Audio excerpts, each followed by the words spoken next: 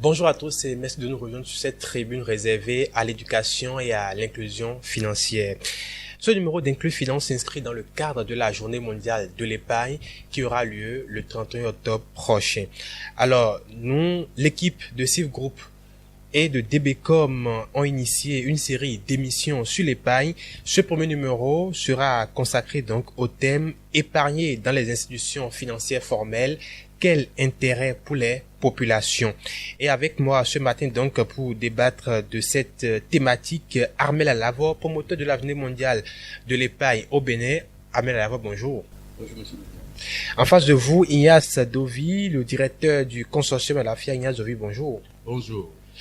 Déjà, je reste avec vous pour vous demander rapidement, quand on parle du consortium Alafia, quel est votre rôle dans l'écosystème donc de l'éducation et de l'inclusion financière? Alors, merci. Le consortium Alafia, c'est l'association professionnelle des systèmes financiers décentralisés. Et les systèmes financiers décentralisés, ce sont les institutions de microfinance qui ont reçu l'agrément pour l'exercice légal de la microfinance. Alors, ces structures offrent à la population des services financiers, notamment le crédit, l'épargne, puis le transfert d'argent. Alors, le consortium Alafia, en tant qu'association professionnelle, assure la représentation de ces structures, participe à la défense de leurs intérêts collectifs et également participe au renforcement de leurs capacités. D'accord. Alors, pour le thème qui nous réunit, on parle de l'épargne. Qu'est-ce qu'on peut comprendre par épargner? Alors, épargner, c'est prendre des dispositions nécessaires pour ne pas vivre des moments difficiles. Et épargner, c'est essentiellement mettre l'argent de côté pour faire face peut-être à des situations imprévues ou mettre l'argent de côté pour réaliser des objectifs financiers. Donc, c'est un service que les structures de microfinance offrent à la population pour permettre à la population de mettre l'argent de côté pour réaliser leurs objectifs. D'accord. Avant de revenir vers vous, je vais demander à Armel Alavor, vous êtes le promoteur de la Journée mondiale de l'épargne au Bénin. Pourquoi est-ce que cette initiative-là, finalement, au profit de la population? Déjà, merci, monsieur le journaliste. Journée mondiale de l'épargne, parce que il s'agit, à un moment donné, pour les acteurs du secteur de l'écosystème de la finance inclusive, de sensibiliser donc la population sur l'intérêt, la nécessité et l'importance donc d'épargner. C'est vrai, on a toujours des habitudes que nous développons, mais nous ne voyons pas toujours tous les aspects, tous les contours donc de ce que nous faisons. Alors, l'épargne, c'est vrai, je ne dirais pas que les gens n'épargnent pas, même si à côté nous pouvons dire que certaines personnes n'épargnent pas. Mais ceux qui épargnent généralement n'épargnent pas dans les circuits formels. D'accord. Beaucoup de personnes épargnent mais dans des circuits totalement informels.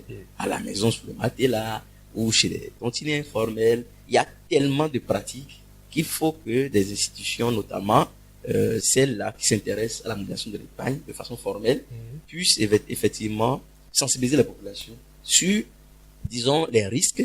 Justement, on va revenir sur ces risques-là tout à l'heure. Mais, monsieur Dovi, comment identifier les institutions financières formelles pour pouvoir épargner? Comment est-ce que les populations doivent savoir que telle institution financière, notamment les microfinances, parce que, a priori, les banques obtiennent leur agrément avant de s'installer. Comment les institutions de microfinance, comment on peut les identifier pour savoir celles-là qui ont l'autorisation? Alors, les structures de microfinance formelles sont des structures qui ont un agrément délivré par le ministre en charge des Finances pour exercer légalement la microfinance. Et quand l'agrément est accordé ou donné à une structure de microfinance, cette dernière a l'obligation de présenter à l'autorité, donc le ministre en charge des Finances, les états, les rapports sur leur situation financière. Alors, comment est-ce qu'on peut identifier une structure de microfinance? Alors, tel que je l'ai dit, une structure de microfinance, c'est une structure qui a reçu l'agrément. Maintenant, l'agrément, c'est un document qui est remis à l'institution et l'institution a l'obligation de faire afficher ce document-là, puisque c'est un arrêté que le ministre prend pour reconnaître l'agrément qui est délivré à une structure. Donc cet arrêté, en principe, l'institution doit pouvoir le multiplier et le fait afficher dans tous ces points de service, en un endroit qui est accessible à la clientèle. Alors, nous savons que la microfinance adresse une population qui ne sait pas lire ni écrire. Donc, comment est-ce que cette population peut chercher et reconnaître un agrément qui est affiché? Alors, nous sommes en train de réfléchir, puisque nous avons au Bénin un comité de stabilité financière et d'assainissement du secteur qui travaille à l'assainissement du secteur de la microfinance. Ce comité a retenu qu'il y ait un macaron.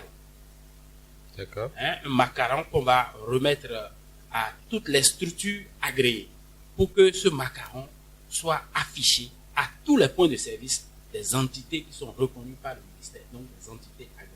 C'est comme les pharmacies aujourd'hui. À distance, vous pouvez savoir si telle, en tout cas, si telle, je ne dirais pas boutique, si telle entreprise est une pharmacie. Il faut que, effectivement aussi, qu'on aide la population à savoir distinguer une structure de microfinance agréée de celles-là qui sont encore informelles. D'accord. Alors, Ahmed Alavo, vous travaillez certainement avec ces structures-là de microfinance. Est-ce que vous en êtes arrivé à faire quand même un point de ces structures-là sur le territoire? Est-ce que elles arrivent quand même à desservir, à servir comme cela se doit les populations? Ça, c'est une question enfin, je vais répondre à la question dans tous les cas. En fait, disons que les institutions de microfinance aujourd'hui adressent une clientèle qui n'est pas forcément lettrée.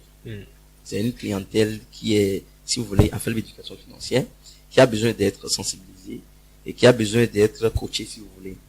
Et donc, il y a ce volet-là d'éducation financière qui, pour moi, n'est pas encore totalement bien développé. Ce qui fait que les institutions de microfinance n'arrivent pas forcément à toucher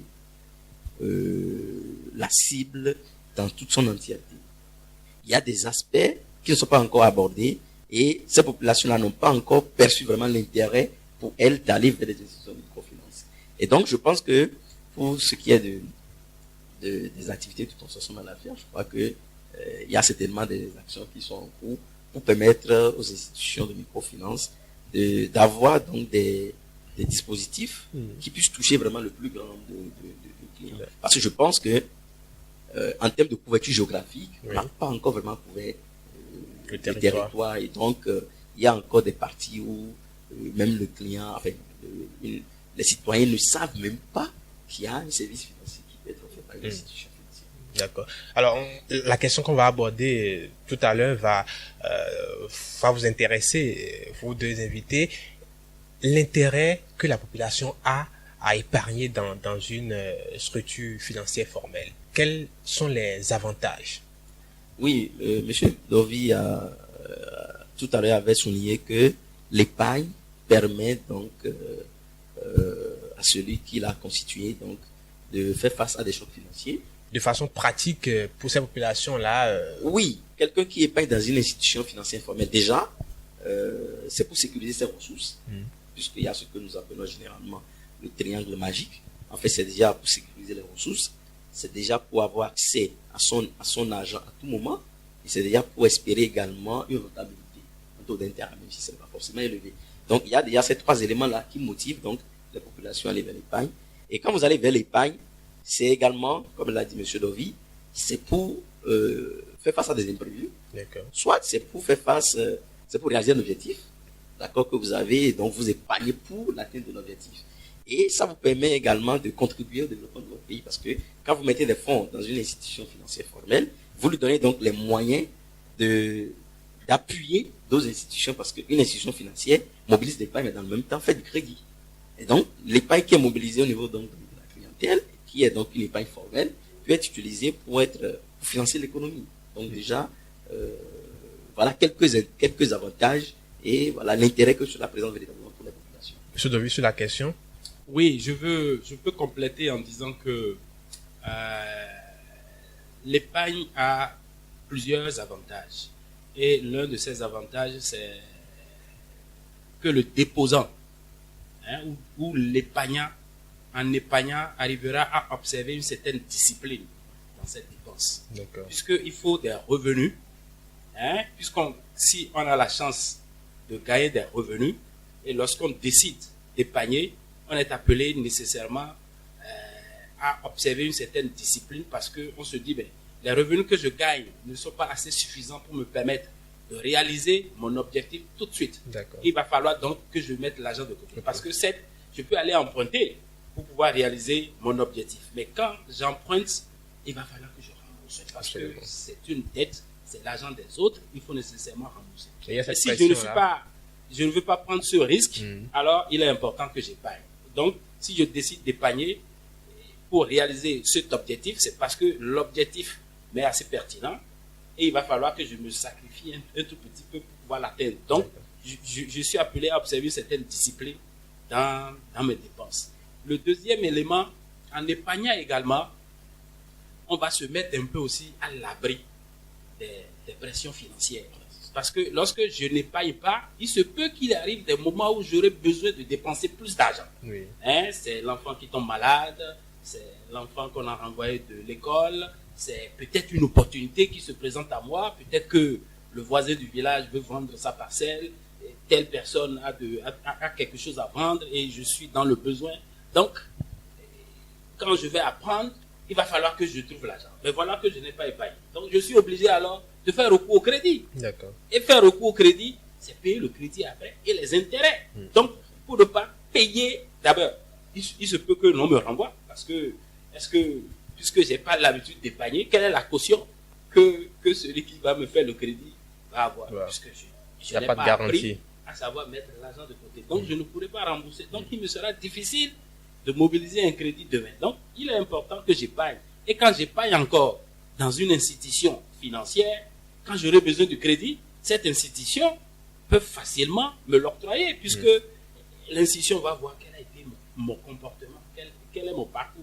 J'ai déjà au moins 10%, 20% de ce que je veux. Donc, donnez-moi les 80% manquants. Mais la structure sera plus disposée à vous aider. Donc, moi, je crois que l'épargne a plusieurs avantages et j'avoue que moi, je mettrai l'épargne en avant et le crédit après. D'accord. Alors, pour compléter, oui, je suis rapidement. totalement d'accord avec M. Dovi quand il dit qu'il met l'épargne en avant et le crédit après. Parce que, en fait, c'est ça. L'épargne, ça devait être le premier acte.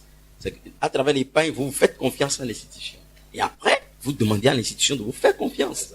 Donc, si vous ne faites pas confiance à l'institution, vous ne pouvez pas le demander après de vous faire confiance. Donc, il faut d'abord commencer par le premier pas, qui est d'abord donc de l'épargne, de faire de l'épargne, donc de confier votre argent à l'institution pour dire, moi, je vous fais confiance, gardez-moi votre argent. Gardez-moi mon argent et puis après je pourrai maintenant vous solliciter. D'accord. Alors rapidement, on va aborder donc ces risques-là qui sont liés au fait d'épargner dans une institution financière informelle. Vous avez commencé par aborder ces risques-là tout à l'heure. Oui, il y a tellement de risques qui entourent l'épargne informelle. Déjà, quand vous épargnez dans un circuit informel, soit c'est à la maison, votre ressource, vos fonds peuvent être volés. D'accord? Il peut y avoir l'incendie à la maison. Et quand ça part comme ça, c'est fini. Mais c'est fini. Vous pouvez, il y a à la maison, vous savez, il y a les rats qui bouffent l'argent. On ne fait pas attention, les rats bouffent l'argent, les cafards, il y a beaucoup d'autres aspects de la chose qu'on ne perçoit pas forcément. Oui. Et quand vous déposez votre argent à la maison et qu'il se fait que vous avez des personnes qui sont informées de là où vous avez déposé votre argent, ils peuvent venir l'utiliser à votre insu. Et donc, votre argent, vos ressources ne sont pas en sécurité.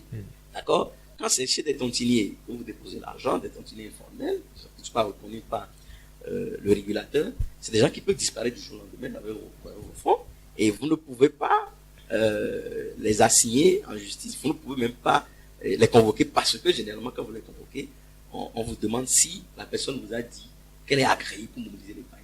D'accord. Et donc là, il y a tellement de risques qui entourent la chose qu'il vaut mieux que les populations perçoivent vraiment l'intérêt pour elles d'aller vers une institution financière. Donc face à ces risques-là, d'où la nécessité donc de la sensibilisation. Exactement. Il faut sensibiliser vraiment la population à vraiment épargner dans des endroits qui sont vraiment sûrs. Et ces endroits, nous les connaissons, c'est les structures de microfinance agréées pour les systèmes financiers décentralisés, les banques également. Les banques également. Maintenant, s'il n'y a pas une banque à côté, s'il n'y a pas une institution de microfinance à côté, Que faut-il faire? Moi, je crois qu'il faut chercher, trouver ces endroits-là, ces institutions-là. C'est toujours mieux. Panier auprès de ces institutions. Moi, c'est toujours mieux. Je vais compléter, M. Dovi, pour dire, en dehors des systèmes financiers décentralisés, des banques, je crois qu'il y a quand même des offres au niveau de certaines compagnies d'assurance, notamment les compagnies d'assurance vie, qui proposent des offres d'épargne. Il y a également les sociétés de gestion d'intermédiation qui interviennent sur le marché boursier, qui offrent également des possibilités d'épargne. Donc, il y a quand même tellement de possibilités aujourd'hui que les populations, c'est vrai que les populations ne sont pas toujours informées de toutes ces possibilités-là. Et donc, effectivement, il est question de promouvoir l'éducation financière pour que ces populations soient réellement informées de ce qui existe et donc pouvoir faire des choix en fonction de ce qu'on leur présente. D'accord, justement, c'est le cas donc de cette émission, de cette tribune là, Inclus Finance, justement, pour informer les populations sur les comportements à avoir. Alors, dans le cadre donc de la journée mondiale de l'épargne, le 31 octobre prochain, il y aura plusieurs autres numéros donc d'Inclus Finance pour aborder des aspects donc de l'épargne. Est-ce qu'on peut avoir déjà une petite idée de comment ça va se passer, de ce qui sera fait? Déjà, la journée mondiale de l'épargne cette année se déroulera sur 2 jours, donc les 30 et 31 octobre. Et la journée du 30 sera réservée donc à la population parce que nous avons invité les jeunes, les femmes, les associations, les coopératives, etc. Et donc il y aura des ateliers qui vont aborder des questions d'entrepreneuriat et également aborder l'intérêt que l'épargne présente pour les populations de façon générale. Et après le 31, il y aura donc des panels qui vont aborder des thématiques sur l'épargne, notamment les nouvelles technologisations de l'épargne, la contribution de l'épargne au financement de l'économie moderne, et puis de la tontine informelle à l'épargne formelle. Et il faut dire que ces 2 jours-là, il y aura une fois de l'épargne, ce qui n'a pas été le cas l'année dernière. Donc sur les 2 jours, il y aura des exposants, donc des offreurs de services financiers, notamment des structures qui offrent des produits et des services d'épargne. D'accord. Comment est-ce que vous êtes sûr que les populations qui sont peut-être à Boycon, à Bomé, pourront avoir l'information, pouvoir... C'est vrai qu'on a mis en place un dispositif communicationnel pour pouvoir toucher le maximum donc, de Béninois dans le cadre de cette activité-là. Mais il faut aussi dire que cette année, nous avons ajouté 3 autres communes en dehors de Cotonou. Il y aura Lokossa, Parakou et Boycon, qui vont abriter l'événement, même si c'est en miniature. Et donc, les populations seront invitées donc, à visiter des institutions financières qui proposent des services financiers, qui sont partenaires de l'événement. D'accord. Alors, Monsieur Dovi, quelle sera votre contribution pour accompagner cette initiative-là de sensibilisation, surtout auprès de la population, puisque Force Structure quand même travaille avec les institutions de microfinance et ces institutions-là ont besoin quand même d'aller vers les populations pour leur dire nous avons des produits pour vous, nous avons des services qui vont vous permettre de sécuriser vos ressources. Oui, alors je vous remercie. Je crois que c'est une très très bonne initiative. Je tiens à saluer ce travail colossal qui est abattu par le promoteur parce que c'est pas facile chaque année d'organiser vraiment une édition, une édition de sensibilisation des populations et d'éducation de ces populations-là sur le plan financier. Alors le consortium Alafia, à travers donc ses entités membres, sera vraiment présent à cet événement. Et tel que vous l'aviez dit, les structures doivent aller à la rencontre de leur clientèle. Et je crois que cette initiative constitue un cadre de rencontre des institutions et des populations. Donc, je crois quand même que nous allons sensibiliser nos organisations pour qu'elles soient vraiment présentes à cet événement et étant présentes là-bas, qu'elles vendent leurs produits, qu'elles présentent leur offre de services financiers à la population et qu'elles mettent l'accent surtout sur l'épargne. Alors, je voudrais également appuyer le promoteur par rapport à l'édition de cette année qui porte sur l'épargne. Effectivement, la population doit savoir où épargner. Parce que, je crois que vous l'aviez dit dans le mot introductif, il y a des tontiniers ambulants, mais informels. C'est dangereux. La microfinance aujourd'hui a de la tontine comme produit. Et il y a des tontiniers formels, c'est-à-dire des tontiniers qui sont agents d'institutions de microfinance agréées. Donc, c'est auprès donc de ces tontiniers qu'il faut épargner. Parce que notre population est habitué à confier son avoir à des tontiniers ambulants. Donc la microfinance a innové en créant ce produit et en recrutant des tontiniers ambulants. Donc ces derniers sont identifiables, hein, parce que quand vous les voyez, ils sont bien habillés par les institutions. Oui. Et lorsque vous remettez votre sou, vous avez un reçu, mais le reçu vous donne la preuve en même temps que l'institution est au courant. Par exemple, il y a une organisation ici, lorsque vous remettez votre argent au tontinier ambulant, le reçu est délivré, mais en même temps, vous avez aussi un SMS. Automatiquement. Automatiquement. Qui montre que votre argent est déjà dans le système. D'accord. C'est noté dans le système. Donc, c'est des gages qui sont vraiment donnés aux populations. Pourquoi? Pour qu'elles traitent véritablement avec les entités qui ont reçu l'agrément pour collecter leur. D'accord. Nous allons finir cet entretien. Un mot pour finir. Alors, je tiens encore une fois à saluer cette initiative. Je l'encourage très vivement et autant que cela se peut, l'AFIA sera toujours derrière, hein, le promoteur pour que toutes les éditions, hein, soient vraiment une réussite. Et je tiens également à encourager les clients des institutions de microfinance, les déposants comme les emprunteurs. Les déposants, nous avons besoin d'eux parce que une bonne partie des fonds qu'ils confient à l'institution est utilisée sous forme de crédit. Donc, vous savez, une institution de microfinance ne crée pas de la monnaie. Hein, c'est la banque centrale qui fabrique les billets. Donc, on est obligé de s'adresser aux banques commerciales pour lever des ressources pour pouvoir vraiment prêter à nos clients. Mais il y a la population également qui dépose son avoir et une bonne partie de cet avoir est utilisée pour prêter. Crédit. Donc, par le biais de l'épargne, il faut que la population ait l'assurance comme quoi c'est elle qui finance, hein, toujours les frères, les sœurs, ceux qui sont dans le besoin. Alors, Ahmed Alavo, un mot pour finir. Merci, monsieur le journaliste. Je crois que monsieur Davier a déjà bien conclu. Moi, je dirais simplement que nous pensons que une inclusion financière réussie doit pouvoir se baser sur une bonne éducation financière. Et pour la journée mondiale pour l'édition 2019 de la journée mondiale de l'épargne, le thème c'est épargne, pierre angulaire de l'inclusion financière. Et donc tout est là, et je crois qu'on doit pouvoir débattre de ça et véritablement montrer l'intérêt que nous avons à promouvoir l'épargne et à atteindre donc les objectifs d'inclusion financière. D'accord. Voilà. Ce numéro d'Inclus Finance, c'est donc le premier d'une série donc qu'on va animer sur d'autres aspects de l'épargne très prochainement. Je vous remercie Ahmed Alavo, promoteur de l'avenir mondial de l'épargne au Bénin, et monsieur Ignace Dovi, qui est le directeur donc du consortium Alafia. Merci donc à vous de nous avoir suivis. On se retrouve très prochainement pour une autre thématique sur toujours l'épargne.